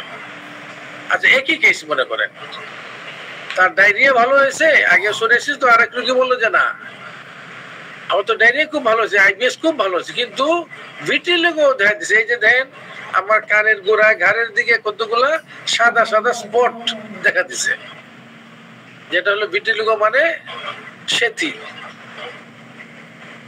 তাইলে আগে সোরিয়াসিস হয়ে এটা ভুল ছিল, এখন সেথি দেখা দিচ্ছে, এটার কি আমি বলবো? তার আইবিএস কিন্তু কম, তাকে মনে করেন আমি আর্জেন্টাইন নেট্রিকাম দিলাম, যে রুগী বললো যে আমার পেটটা খুব ফাঁপা থাকে, মিষ্টি খুব পছন্দ, কিন্তু মিষ্টি সহ্য করতে পারি না, মিষ্টি খেলেই আমার পেট ভরে যায়, পেট ফেপে যায়, পায়খানা পাতলা হয়ে যায়, আমি কোনো উদ্বেগ উৎকণ্ঠা সহ্য করতে পারি না, কোনো ইন্টারভিউতে গেলে আমার শুধু বারে বারে পায়খানা চাপে, পেট ফেপে থাকে, আমি উঁচু জায়গা আমার ভয় লাগে, আবদ্ধ জায়গায় আমি থাকতে পারি না। আপনি এই আইবিএস এর রোগীকে এবার আপনি দিলেন আর্জেন্টাম নাইট্রিকাম, কিন্তু এসে বললো যে এই যে দেখেন আমার আইবিএস ভালো হয়েছে, কিন্তু আমার সেতি দেখা দিচ্ছে, সেতির মতো স্পট বের হয়েছে আমার। তাহলে এটা কি বলবেন? আইবিএস তো ছিল সেকেন্ড লেয়ারের রোগ, আর সেতি কোন লেয়ারের এটা আপনাকে বুঝতে হবে। সেতিটা আমরা বলছিলাম এর আগে যদি মনে থাকে আপনাদের, যে এটা হলো কিছু স্পেশাল সেল আছে আমাদের শরীরে, ওই স্পেশাল সেলগুলা আমাদের রং তৈরি করে, আমাদের রং তৈরি করে, এগুলাকে বলে মেলানোসাইট। এই মেলানোসাইট কোষগুলা কিসের অন্তর্ভুক্ত? এটা হলো ফিফথ লেয়ারের, এটা হলো ফিফথ লেয়ারের অন্তর্ভুক্ত। কাজে সেটি হলো ফিফথ লেয়ারের রোগ। তাহলে সেকেন্ড লেয়ার থেকে চলে গেল ফিফথ লেয়ারে, আরো অনেক ভিতরে চলে গেল, তাহলে এটা রং। আর্জেন্টাইন নাইট্রিকাম হয় নাই, হয়তো এটা আপনার অন্য কোনো কেলিকার হইতে পারতো, আমি হয়তো ভুল করছি, আমার হয়তো কয়েকটা লক্ষণে আমি বেশি জোর দিয়ে আর্জেন্টাইন নাইট্রিকাম এসে গেছিল, কিন্তু এটা সুইচ করে নাই রোগীকে। আচ্ছা, সেম রোগী এসে বললো যে আইবিএস ভালো হয়েছে, কিন্তু তার চুল পড়া শুরু হয়েছে, যে ডাক্তার সাহেব আমার চুল পড়তেছে, আগে তো চুল পড়তো না, আইবিএস ভালো, পেটটা অনেক অনেক শান্তি পাচ্ছি, কিন্তু চুল পড়ছে। আর এটা কিভাবে বিচার করবেন? আমরা আইবিএস তো আগে জানি সেকেন্ড লেয়ারের, চুল পড়া কোন লেয়ারের? আমরা চুল সম্বন্ধে আগে বলছিলাম যে চুলের দুইটা অংশ, একটা হচ্ছে চুলের যে স্টকটা মানে হেয়ার যেটা, যে অংশটুকু বাইরের অংশটুকু, এটা হচ্ছে একটোডার্ম থেকে তৈরি হয় ফার্স্ট লেয়ার থেকে। আর চুলের যে গোড়াটা টান দিলে এই যে নরম একটা জিনিস বের হয়ে আসে, তার আমরা বলি হেয়ার ফলিকুল, এটা হচ্ছে থার্ড লেয়ার থেকে তৈরি হয়, থার্ড লেয়ারের ডার্মিস থেকে। কাজে চুল পড়াটা হলো থার্ড লেয়ারের রোগ। কাজে আইবিএস ভালো হয়ে যদি চুল পড়া শুরু হয় তাহলে এটা রং ডিরেকশন, এটা হেরিং লো অফ কিউর দিকে যাচ্ছে না, উল্টা দিয়ে যাচ্ছে। কাজে এটা হচ্ছে রং মেডিসিন। আচ্ছা, যদি রোগী বলে যে আমার ডায়রিয়া ভালো হয়েছে, আগেরটাই মনে করলাম, কিন্তু চুলকানি শুরু হয়েছে, ইচিং ইরাপশন, আমার খুজলির মতো দেখা দিছে, হারপিসের মতো দেখা দিছে, একজিমার মতো দেখা দিছে, এই জিনিসগুলো হলো ফার্স্ট লেয়ারের ectodermal disease. খুজলি ectodermal disease first লেয়ারের, একজিমা, হারপিস, দাউদ, এই যে আমরা রিংওয়ার্ম বলি, এগুলো হলো ফার্স্ট লেয়ারের ডিজিজ। যদি তার আইবিএস ভালো হয়ে তার দাউদ দেখা দেয় তাইলে সেকেন্ড লেয়ার থেকে ফার্স্ট লেয়ারে গেল, গুড ডিরেকশন, রাইট ডিরেকশন, তাইলে আমার ওষুধ ঠিক আছে এবং আরোগ্য তার পথে আছে, আরোগ্যের পথে আছে রোগী। এটা আমার চিন্তা করতে হবে। আমরা আরেকটু দিয়ে শেষ করব। এখনকার রোগী হলো ব্রঙ্কিয়াল অ্যাজমা।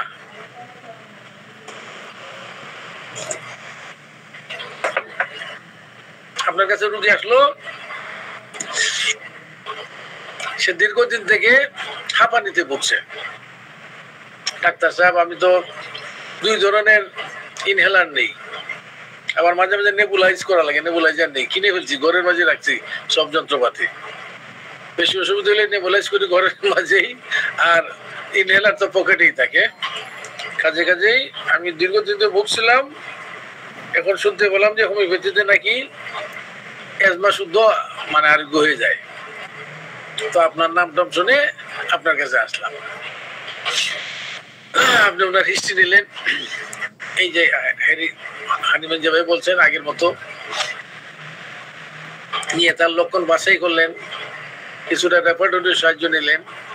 রোগী বলে যে আমার তো শ্বাসকষ্টটা রাতের দিকে বেশি হয়, দিনে কিছুটা কম, রাত্রে ঘুমালে অনেক সময় ঘুম ভেঙে যায়, আমার 3টা-4টার সময় ঘুমটা ভেঙে যায়, এবং তখন আর আমি শুয়ে থাকতে পারি না, উঠে বসে যেতে হয়। বসে থাকলে হয় না, কিন্তু সামনের দিকে আমি ঝুঁকে থাকি, তাইলে কি আমার আরাম। আচ্ছা, রোগী দেখলো যে শীত কাতর, আরো লক্ষণ নিলেন তার। রোগী মিষ্টি খায়, পছন্দ করে, রোগীর পেট ফাঁপা, রোগীর ঘাম বেশি, তার কোমরে ব্যথা আছে, খিটখিটে মেজাজের লোক, সব বিবেচনা করে আপনি তার টোটালিটো সিম্পটম অনুযায়ী মেডিসিন সিলেক্ট করলেন, কেলিকার। ঠিক আছে, ধরে নিলেন কেলিকার, এবং কেলিকার তাকে ওই যে শততমিক প্র্যাকটিশনার হলে দিলেন, 1M দিলেন। এখন আবার ওই যে বললাম 1M, আমি শততমিক প্র্যাকটিস করেন, খুব ভালো হোমিওপ্যাথ, ভালো মানে নাম করা, নাম আছে ওনার, উনি একজন ইয়াং হোমিওপ্যাথ, চ্যাংয়ের মাঝে খুব নাম করা শুনি। ওনার প্রেসক্রিপশন পাই মাঝে মাঝে, কারণ অনেক রোগী আজকাল আসে এবং কেউ কেউ প্রেসক্রিপশন দেন, দেখারও সুযোগ হয়। দেখা গেল উনি মনে করেন একটা রোগীকে উনি ক্যালিকার্ব দিলেন। হ্যাঁ, ক্যালিকার্ব দিলেন কি, প্রতিদিন সকাল বিকাল করে খাবে 1 সপ্তাহ, 7 দিনের ডোজ দেন, সকাল বিকাল 1 সপ্তাহ। ক্যালিকার্ব 200 দিয়ে প্লাসিবো দেন উনি আরেক সপ্তাহ, কখনো 2 সপ্তাহ, কখনো 1 সপ্তাহ প্লাসিবো দেন, ওই একইভাবে রুগিয়ে খাবে। থার্ড বা 4th সপ্তাহ থেকে আবার কেলিকার 1M খাবে, একইভাবে 7 দিন। আচ্ছা, দেখেন তো আপনি এখানে যারা আছেন তারাই বিচার করবেন। বেচারা হয়তো ম্যাথমেটিক্যাসে কষ্ট মষ্ট করে ভালো একটা ওষুধ সিলেক্ট করছিল, কিন্তু তার এই যে প্রয়োগের দুর্বলতা, প্রয়োগের যে অজ্ঞতা, এই কারণে কিন্তু তার আরোগ্য বুঝে কিন্তু কোন পথে যাবে। কাজেই হেরিং এর নীতি তো আরো পরে, আগে তো আপনার ডোজ এন্ড পটেন্সি ঠিক করেন, নাহলে কিন্তু আপনি হেরিং এর লো পর্যন্ত যেতে পারবেন না, এর আগে মার খেয়ে যাবেন আপনি। কাজেই ডোজ এন্ড পটেন্সি প্রয়োগ করা এটা খুব ইম্পর্টেন্ট একটা ব্যাপার, ওষুধ সিলেকশনের মতোই আমি বলবো। আর যেটা সঠিক মাত্রায়, সঠিক পটেন্সিতে, সঠিক গ্যাপে আপনাকে প্রয়োগ করতে হবে। এখানে যারা 50 ml দেন 50 পদ্ধতি, তাদের জন্য সহজ, খুবই সহজ। তাদের গ্যাপও দিতে হয় না, একদিন পর পর দিলেন, M2 দিলেন, M2 পরে M3 দেন, M3 পরে M4 দেন যদি ভালোর দিকে যেতে থাকে। আর যদি সেন্টাসিমেল দেন আর ওইভাবে আপনি বেশি ঘন ঘন হয়ে যায়, এনাফ সময় অপেক্ষা না করেন, তাহলে কিন্তু কেসটা নষ্ট হয়ে যায়। তাহলে আপনি 200 দিলেন, 200 এর কাজ রয়ে গেছে, আপনি আবার দিলেন 1M, 1M কাছ থেকে দিলেন 10M, আপনার কেসটা আর ভালো থাকবে না। হেডিং এর লো তো আরো পরের কথা। আচ্ছা যাই হোক, আপনি ভালো ওষুধই দিয়েছেন, কেলিকাপ দিয়েছেন, আপনি 1M দিয়েছেন, আপনি 1M পটেন্সিতে। রোগী 1 মাস পরে এসে বললো যে ডাক্তার সাহেব এতদিন আমি বুঝলাম যে হোমিওপ্যাথির সার্থকতা না, আমি 2টা ইনহেলার মাঝে একটা নিয়েছি কিছুদিন, এই গত সপ্তাহ থেকে আর ইনহেলারই আমার নেওয়া লাগে না, এই নেবুলাইজার নিলাম ওই না, ঠিক আছে। কিন্তু আমার প্রেশার আগে নর্মাল থাকলো, ব্লাড প্রেশারটা, এই যে গত 1 সপ্তাহ থেকে ব্লাড প্রেশারটা বেড়ে গেছে। আমার মাথা খুব ধরে, আমার ওয়াইফকে, আমার ওয়াইফ ব্লাড প্রেশার দেখতে জানে, অনেকে বলে ধরো তো প্রেশার আমার সব সময় উপরেটা 160, নিচেরটা 100 থাকে, মাথাটা খুব ধরা থাকে। তাইলে আপনি এটা কিভাবে দেখবেন? রোগীর এজমা কমে গেছে, শ্বাসকষ্ট অনেক কম, কিন্তু তার ব্লাড প্রেশার বেড়ে গেছে। তাইলে এই যে আপনি হেরিং এর লোতে ফেলে দেন, তার গ্রন্থাত্মিক বিশ্লেষণে ফেলে দেন যে এজমা কোন লেয়ারের রোগ। এজমা হলো সেকেন্ড লেয়ারের রোগ, কারণ কি হলো রেসপিরেটরি এই ব্রঙ্কাসের যে লাইনিং, এই লাইনিং এর রোগ, ব্রঙ্কাসের মিউকাস মেমব্রেনের রোগ, এটা হলো সেকেন্ড লেয়ারের রোগ। আর ব্লাড প্রেশার হলো হার্ট এবং তার ভেসেলস এর রোগ, এটা হলো 4th লেয়ারের রোগ। তাহলে বাইরের থেকে ভিতরে ঢুকে গেল, আগে সেকেন্ড লেয়ারে ছিল, এখন 4th লেয়ারে ঢুকে গেল। তাহলে এটা কি আপনি নিজেই বুঝতে পারছেন, এটা রং ডিরেকশন, সঠিক হলো না। সে ভিতর থেকে বাইরে যাবে, কিন্তু এখানে ভিতর থেকে বাইরের থেকে ভিতরে ঢুকে গেছে। কাজে আপনি হয়তো কেলিগ্রাফ দিয়েছে, আসলে কেলিগ্রাফ না, হয়তো এটা মেডোডিনামে রোগী ছিল আপনি, বা হয়তো এটা স্ট্যান্ডার্ড মেটালিকের রোগী ছিল, আপনি কিছু কিছু লোকের বায়াস হয়ে আপনি কেলিগ্রাফ দিয়ে দিয়েছেন। কাজে আপনাকে প্রেসক্রিপশন চেঞ্জ করতে হবে। আচ্ছা, সেম রোগী, মনে করেন ব্রঙ্কিয়াল এজমা রোগী এসে বললো যে ডাক্তার সাহেব আমার তো প্রেশারটা, আরে এজমা তো কমছে, কিন্তু আমার হাড়ের ব্যথা শুরু হয়ে গেছে, হাড় ব্যথা, সার্ভাইকাল স্পন্ডাইলিটিস দেখা দিচ্ছে তার। তাহলে এটা কি বলবো? এজমা তো সেকেন্ড লেয়ারের, আর সার্ভাইকাল স্পন্ডাইলিটিস কোন লেয়ারের? সার্ভাইকাল স্পন্ডাইলিটিস হলো 3rd লেয়ারের, ওই যে মেসেন্ট ক্যাম্প 3rd লেয়ারের।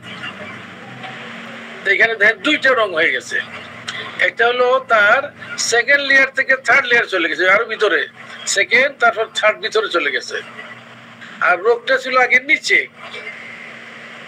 বুকের মধ্যে ছিল, এটা চলে উঠে গেছে উপরে, ফ্রম বিলো আপওয়ার্ড। তাহলে কিন্তু 2টা রং হয়ে গেল, রোগের গতি উপর থেকে নিচে না, নিচের থেকে উপরে উঠে গেল। আর সেকেন্ড লেয়ার থেকে 3rd লেয়ার, বাইরের থেকে ভিতরে ঢুকে গেল, 2টা রং। কাজে মেডিসিন রং, এটা সঠিক মেডিসিন দিলে এই রোগীর এজমা আরোগ্য হবে না, হয়তো কিছুদিন উপশম দিতে পারে, কিন্তু আরোগ্য হবে না। আচ্ছা, আমরা আরেকটা এক্সাম্পল দিয়ে শেষ করে ফেলবো।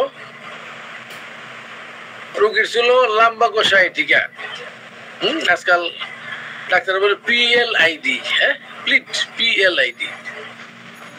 আমাদের হোমিওপ্যাথি ডাক্তাররা এখন এগুলা মোটামুটি জানেন। PLID মানে প্রলাপসড লাম্বার ইন্টারভার্টিব্রাল ডিস্ক। তার হয়তো লাম্বার বা ডিব্রা 3, 4 বা 4, 5 মাঝখানের যে ডিস্কটা, এটা পিছন দিকে প্রলাপস হয়ে গেছে।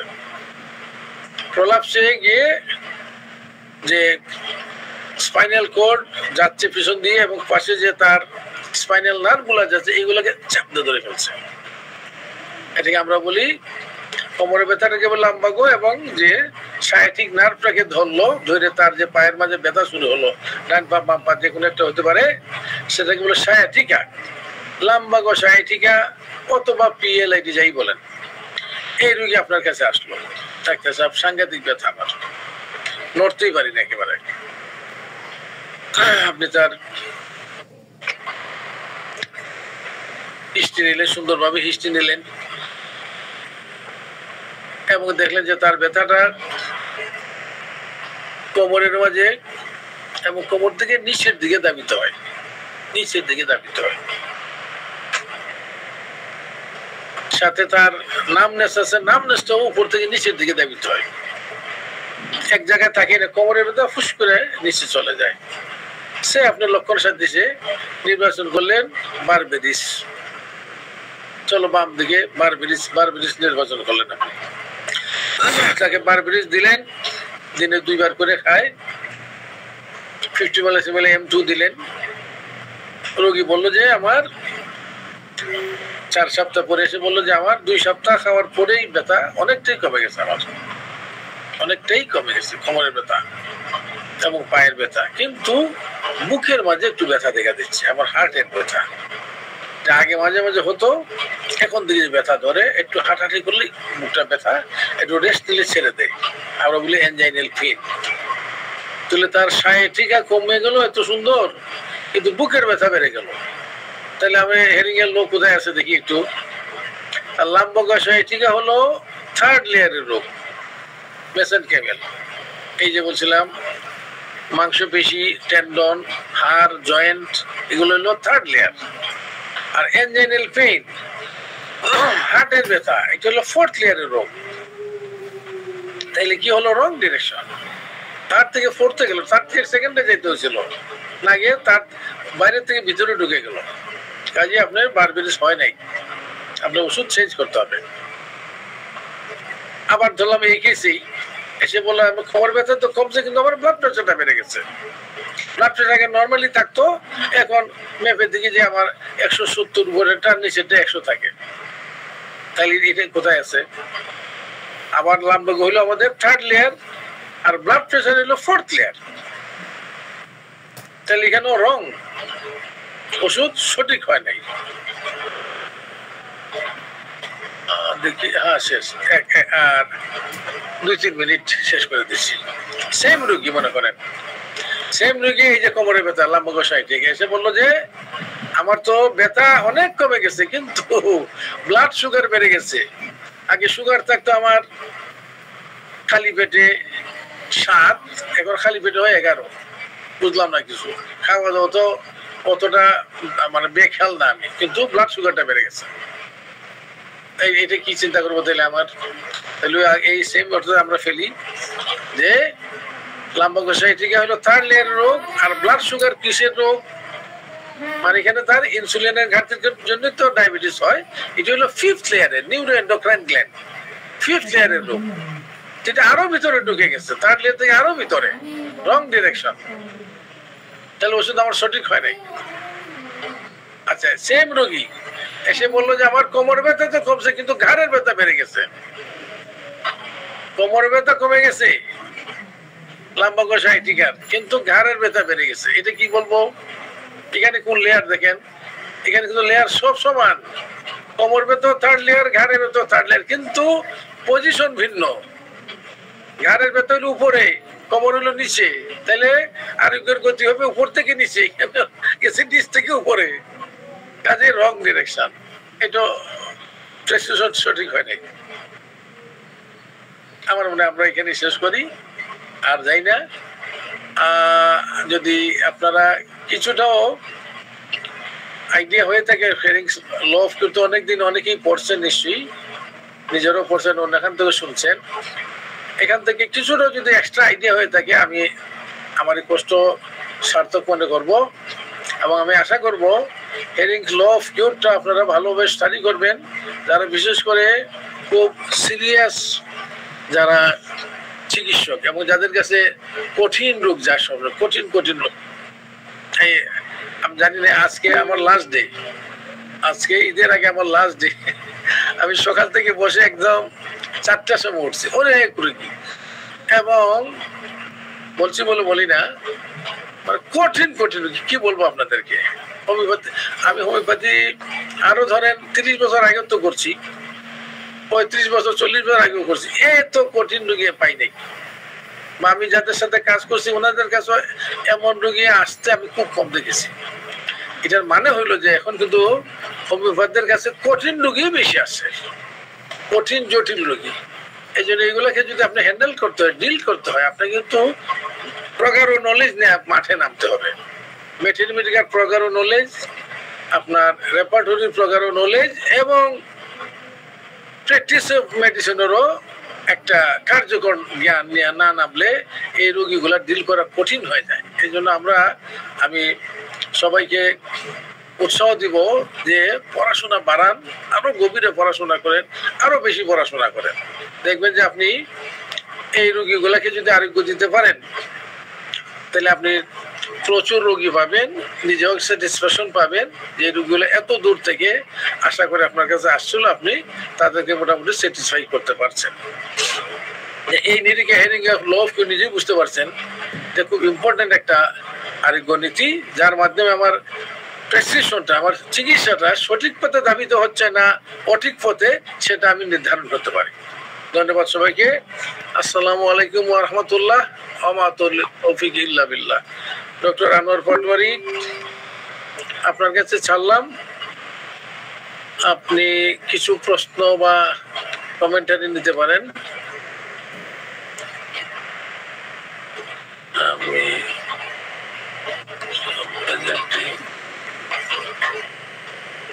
ডক্টর পাটোয়ারি, জি।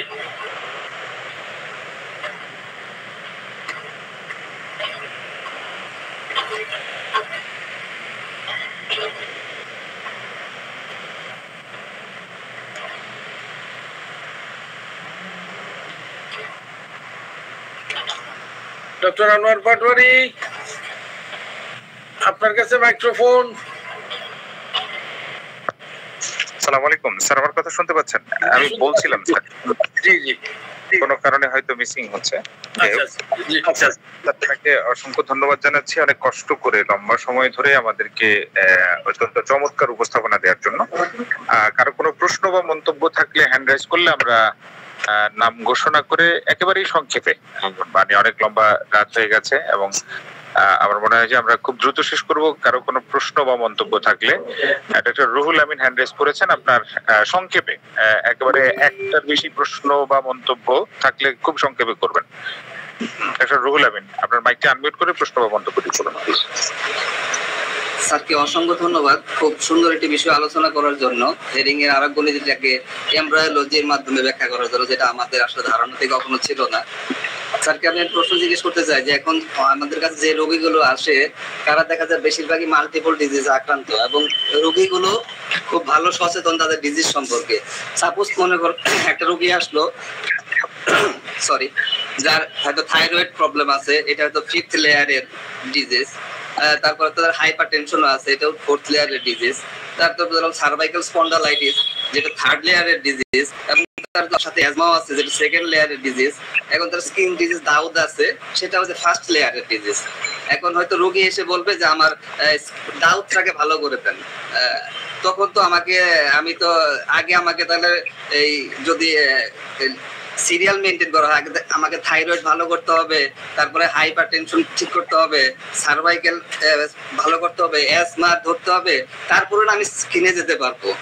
এটা কি স্যার এটাই ঠিক নাকি আমি ভুল বুঝেছি স্যার?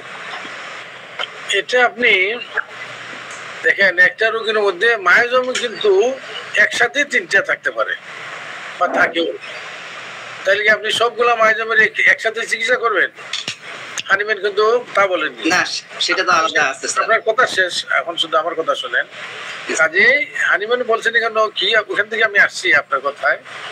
হানিম্যান বলছেন তোমার 3টেই থাকবে রোগীর মধ্যে, কিন্তু তুমি একসময় একটা মায়োজমকেই ধরবা তুমি, এবং সেখানে তুমি দেখবে কোনটা, এটা বলে সারফেস মায়োজম। বা আরেকটাকে বলে ডমিনেটিং মায়োজম, কোনটা ডমিনেটিং মায়োজম বা সারফেস মায়োজম, ওইটার অনুযায়ী তুমি আগে ওষুধ দিবা। আমি দেখলাম যে রোগীটার সে ফর এক্সাম্পল তার হয়তো আর্থ্রাইটিস, তার জয়েন্টে জয়েন্টে প্রচুর ব্যথা এবং তার অন্যান্য লক্ষণ আছে, তার চুলকানিও আছে, এই যে আপনি বললেন ব্রঙ্কিয়াল এজমা এই সে আছে। এখন আমি দেখবো যে এর মধ্যে কোন রোগগুলার প্রাবল্য বেশি। দেখলাম যে তার আর্থ্রাইটিস আছে, এই যে কিছুটা এজমাও আছে, কিছু ধরনের মানসিক বৈকল্য আছে তার, যেগুলা সে খুব সন্দেহবাতিগ্রস্ত। আমি এই লক্ষণগুলোর বিষয়ে আমি ধরবো তার মধ্যে কোন মায়োজমটা প্রাবল্য। এখন আমি দেখলাম তার মধ্যে সাইকোসিসের প্রাবল্য, সাইকোসিসের মাঝে আবার দেখবো যে তার কোন রোগটা প্রিডোমিনেটিং এখন। তাইলে আমি অ্যান্টিসাইকোটিক গ্রুপ থেকে ওষুধটা নির্বাচন করব যেটা প্রেজেন্টিং কমপ্লেন, যেটা বেশি কষ্ট হন ওইটার, এটাকে জোর দিয়ে। একটা রোগী যদি মনে করেন তার শ্বাসকষ্ট বেশি হয়, তার তো ডায়াবেটিস আছে, তার ব্লাড প্রেশারও আছে, তার আরো ধরেন লাম্বা গোসাই ঠিক আছে, অনেক কিছুই আছে, কিন্তু সে বেশি ভুগছে এখন শ্বাসকষ্টে। তাইলে আমার যে প্রেজেন্টিং, আমরা বলি প্রেজেন্টিং কমপ্লেন, চিফ কমপ্লেন, এটা হলো শ্বাসকষ্টের। এটাকে প্রাধান্য দিয়ে আমি ওষুধ নির্বাচন করব এবং মায়োজমটাকে খেয়াল রাখবো, যেটা জন্য অ্যান্টিসাইকোটিক গ্রুপের হয়। এখানে যদি দেখি আমার ওষুধটা চলে আসছে সে ফর এক্সাম্পল মেডোরিনাম, খুবই ভালো কথা। দেখলাম যে চলে আসছে অ্যাসিড নাইট্রিক, ভালো কথা, কারণ এটা সাইকোটিক গ্রুপের পড়ছে। এর বদলা যদি আসে আমি ক্যালকিরিয়াকার্ড দিতে চাই, তাইলে আপনার মায়োজমের দিকে মিলবে না। এই জন্য যখন আপনি ক্রনিক রোগের মাল্টিপল অনেকগুলো রোগে ভুগছে এমন রোগীর মেডিসিন নির্বাচন করবেন, আপনাকে এই জিনিসগুলো বিচার বিবেচনা রাখতে হবে যে আমি কোন মায়োজমকে প্রাধান্য দিয়ে বর্তমানে ওষুধটা আমি সিলেক্ট করব এবং তার কষ্টকর লক্ষণ কোনটা, ওইটাকে আমি লেয়ার দেবো। যদি সে ব্রঙ্কিয়াল এজমাই বেশি ভুগছে দেখি আমি, তাইলে 10 বছর সেকেন্ড লেয়ারের রোগী। আমি আশা করি আপনার আনসার দিতে পারছি। ধন্যবাদ। ধন্যবাদ স্যার। হ্যান্ড রেজ করেছেন মনিরউদ্দিন, আপনার মাইকটি আনমিউট করে আপনার প্রশ্ন বা মন্তব্যটি করবেন প্লিজ। আসসালামু আলাইকুম স্যার। আসলে আমার মানে অনেকদিন ধরে আমার মনের মধ্যে একটা প্রশ্ন ছিল যে আমি আসলে গুরুত্বপূর্ণ লক্ষণ, কম গুরুত্বপূর্ণ লক্ষণ, আমি বেশি এবং কমের কোনো ব্যাখ্যা পাই নাই। আমার আসলে আমাদের চোখ কান খুলে গেছে আজকে আমি এই ক্লাসটা করার পরে। আমি নতুন করে নিজের জ্ঞান শিখতে পারছি আর কি। ধন্যবাদ স্যার, আপনাকে অসংখ্য ধন্যবাদ আসলে এরকম একটা ক্লাস আমাদের উপহার দেওয়ার জন্য। আমি এই যে দেখেন, মনে করেন আজকে আমি কিছু রোগী দেখেছি, ওই যে নুরুল আমিনের কথা ঠিক, মানে প্রচুর লক্ষণ এবং প্রায় সব সিস্টেমে কিছু না কিছু লক্ষণ সহি রোগী আসে। শুধু সিম্পল একটা আমার কাশি হয়েছে নিয়ে আসলো, এমন রোগী আপনি কম পাবেন। সেখানে কিন্তু এই যে বললাম আপনার চোখ কান সব দিকে খোলা রাখতে হবে। আমার ক্রনিক ডিজিজ বুঝতে হবে, আমাকে মেটেরিয়ালিটিকে বুঝতে হবে, ওই হেরিং এর লো অফ কিউর বুঝতে হবে, প্র্যাকটিস অফ মেডিসিন বুঝতে হবে, এবং আমাকে বুঝতে হবে যে এই রোগীটার কোনটা বেশি, কোনটা তার প্রেজেন্টিং কমপ্লেন, চিফ কমপ্লেন, এইটাকে গুরুত্ব দিয়ে ওষুধটা আমার করতে হবে, কারণ এটা তার আগে যেতে হবে তার। এটা নির্ধারণ করা অনেক সময় ভুল হয়ে যেতে পারে। রোগী হয়তো বলে আমার চুলকানি খুব বেশি, কিন্তু আপনি ডাক্তার হিসেবে বুঝেছে চুলকানিটা তার প্রাণান্তকর না তার শ্বাসকষ্টটা প্রাণান্তকর। রোগী বলবো আমার চুলকাতে শেষ, দেখি আপনি চুলকানির ওষুধ আগে দিবেন, নাকি যেটা হইলে না হইলে সে তার অসুবিধা হয়ে যাবে সেটা আগে দিবেন। এই জন্য যেটা বেশি ভাইটাল ওইটাকে জোর দিতে হবে। চুলকানির লক্ষণ কিন্তু আপনার ওষুধের মধ্যে থাকতে পারে। আপনি যে ওষুধটা নির্বাচন করেন এর মধ্যে দেখবেন হয়তো চুলকানিটাও করে গেল, তাহলে তো শোনায় সোহাগা হয়ে গেল। কিন্তু আপনাকে জোর দিতে হবে কোনটা তার ভাইটাল প্রবলেম। এখানে দিয়ে কঠিন হোমিওপ্যাথিক চিকিৎসা সহজ বলার কোনো সুযোগ নাই। ধন্যবাদ। এটা অনেক কঠিন স্যার, থ্যাংক ইউ স্যার।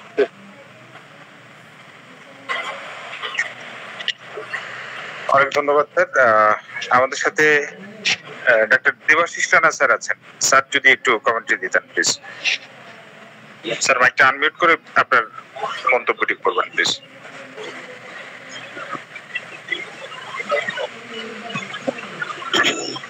সবাইকে ধন্যবাদ। আমি একটু পরে জয়েন করেছি, আজকে অত্যন্ত গুরুত্বপূর্ণ ক্লাস হচ্ছিল। এর আগে যতটা আমি হেডিং ল অফ কিওর সম্পর্কে জেনেছি, আজকে সবকিছু উল্টে পাল্টে গেছে। জানাটা যে কত হালকা, কত হয়েছে, ডিফেক্টিভ হয়েছে, আজকে বুঝতে পেরেছি আজকে লেকচারে। যে শুধু ওষুধ প্রয়োগের পরে ভালো বোধ করছে পেশেন্ট এসে, কিন্তু পরবর্তী যদি দেখা যায় যে অন্য কোনো কমপ্লেন্ট দেখা দিয়েছে তার, এবং সেটা যদি আমি বুঝতে না পারি যে কোন লেয়ারে সমস্যাটা দেখা দিয়েছে, তাহলে আমি তো হেডিং ল ধারা অনুসারে যে আরোগ্য হচ্ছে না, এটা আমি বুঝতে পারবো না। সেটা বুঝতে যাওয়ার জন্য এই লেয়ারের ব্যাপারগুলো একেবারে যে জানতেই হবে, বুঝতেই হবে, আর এর যে আবশ্যকতা সেটা আজকে লেকচারের ভিতরে চলে আসছে। তাহলে ওই শেষ কথাই বলবো, প্রশিক্ষকের মুখের কথা দিয়েই বলছি যে হোমিওপ্যাথিক চিকিৎসাটা, বিশেষ করে ক্লাসিক্যাল হোমিওপ্যাথি চিকিৎসা, আদর্শ হোমিওপ্যাথি চিকিৎসা সহজ বিষয় না, সহজ ব্যাপার না। প্রচুর প্রচুর জিনিস জানতে হবে, বুঝতে হবে, শিখতে হবে। মানে কোনো গত্যান্তর নেই, না শেখার অন্য কোনো বিকল্প ব্যবস্থা নেই। আজকের যে ক্লাস, এই ক্লাসটা এত গুরুত্বপূর্ণ এবং এত মানে এডুকেটিভ, এটা তো আমি অন্য কোনো ভাষা খুঁজে পাচ্ছি না যে এটা যদি মিস করা হতো তাহলে আমি হেডিং লই বুঝতে পারতাম না। তা আমি আর একটু কথা বাড়াবো না, সবাইকে অসংখ্য ধন্যবাদ। আজকে যারা অংশগ্রহণ করেছেন এই অনুষ্ঠানে, এবং যিনি আমাদের অত্যন্ত শ্রদ্ধেয় শিক্ষক, এত কষ্ট স্বীকার করে আমাদেরকে এই জ্ঞান দান করছেন, তার আমি দীর্ঘায়ু কামনা করি, সুস্বাস্থ্য কামনা করি, মানসিক প্রশান্তি কামনা করি। আমাদের মাঝে তিনি আমাদের এই আলোকিত করার জন্য, আমাদের ভুল নিরসনের জন্য, পথ দেখাবার জন্য, তার এই যে কষ্ট স্বীকার, আমরা তার জন্য চিরকৃতজ্ঞ। সবাইকে অসংখ্য ধন্যবাদ। ধন্যবাদ।